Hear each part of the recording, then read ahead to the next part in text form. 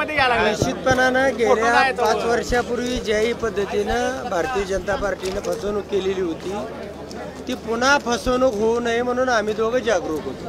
आता एकलंच ना, आम्ही एकत्रपणानं काम करायचं ठरवलेलं आहे. नाही, विमानाने गेला म्हणजे त्यांना हिशोब विचारायला गेलो, काय मागायला गेलो नव्हतो. आमच्या आयुष्यातली 10 वर्ष का वाया घालवली तुम्ही?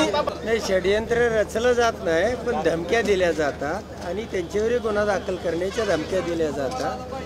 हे अशा पद्धतीचं राजकारण या राज्यामध्ये कधीही झालं नाही. 5 वर्षापूर्वी कुणाचा तरी ॲक्सिडेंट होऊन त्या ठिकाणी मृत्यू झाला होता. त्या प्रकरणामध्ये यांना अडकवणं आणि अडचणीत आणणं अशा पद्धतीचा तो विषय. असं नाही, आम्ही गेल्या जवळजवळ 30-35 वर्षापासून भारतीय जनता पार्टीबरोबर काम करत होतो. गेल्या 5 वर्षापूर्वी आम्ही दोघांनी मिळून 1 लाख मताचं लीड दिलं होतं आणि त्यानंतर पक्ष नेतृत्वाने पुढच्या 3 महिन्यामध्ये विधानसभेला माझी आता अजितदादांच्या गटामध्ये बारामतीचा अजितदादाचा पराभव करेपर्यंत मी इथं आहे. अजितदादांचा पराभव केल्यानंतर मात्र अजितदादांचा गट सोडणार, पराभव करून पराभव करून त्यांचा गट सोडला.